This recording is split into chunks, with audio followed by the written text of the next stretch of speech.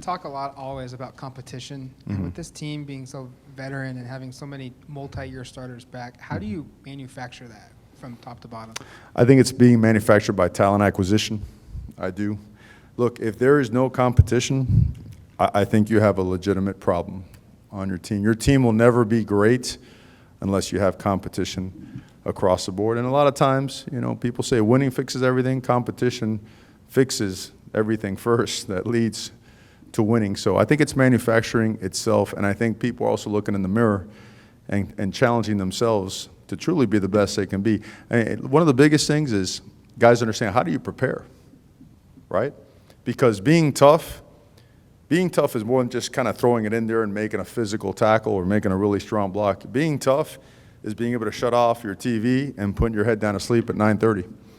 And being tough is being able to get up earlier so you can go get the right kind of food in your body and the right kind of treatment, the right tape job so you could have successful practice. And being tough is investing more time in the film room while an opponent you might be playing down the road is taking time off or sleeping. That's toughness. Doing the things that you really don't feel like doing, but are going to make you better, and doing them on a consistent basis. So I think those are critical things that are continuing to show up more and more and more, and it's got to become just a permanent part of the DNA. With so many things to focus on, what would you say is your biggest concern right now?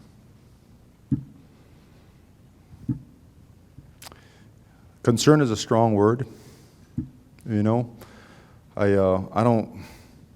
It's almost the way we operate. That word just doesn't appear much, and I'm not trying to cliche it in any way, shape, or form. I feel good about the fact that the culture is strong. So any deficiencies in personnel, any catch-up in scheme, I just think that culture and people will always trump scheme any day of the week, and that part's getting strong. And I believe that with the investment that our coaches have made in detail, attention to detail, and making sure the finer points of teaching and of mentoring and coaching at the level that they're bringing it to the table and at the level that our players are digesting it, I feel strong. I feel strong about the direction. I feel strong about the approach, the way we attack the opportunity. And really, we like to enter camp and leave camp aggressive and confident. So I have no idea if I answered your question. The team was picked to win the North. First time that's happened since 2015, and a lot of these guys haven't been a part of a program that's been picked to win the league. How do you manage that topic? Do you talk about it once and just push it away, or do you guys embrace that and publicly talk about it on a regular basis, or not even address it? Yeah, you address it, because the worst thing in the world is just to shut down awareness, right? We do it with our own kids. Got to make them aware of what the outside world is, what's kind of being said about you or the country or your school, whatever it may be. And so we make it just very real and very genuine. It's an honor because, the media, you guys study. You guys study teams, you guys study personnel, you study trajectories, and those things, we respect it. We just, like anything else, we never make a prediction part of the process.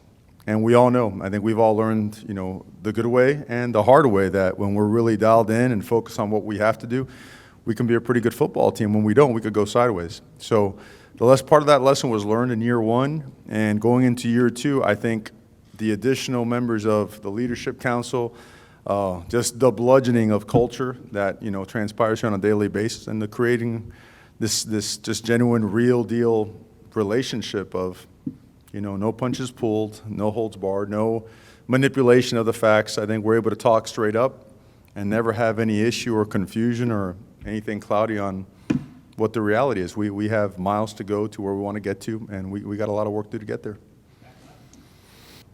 Camp really determines what type of start you have to your season. And we told our guys, for this camp, for us, it's going to be challenging, it's going to be difficult, but it's also going to be very productive. And we have to elevate the culture, and we have to establish our identity of how we prepare, how we practice, and of course, in turn, how we play the game. How exciting is it to open with such a big game, national TV against Auburn? Well, in about,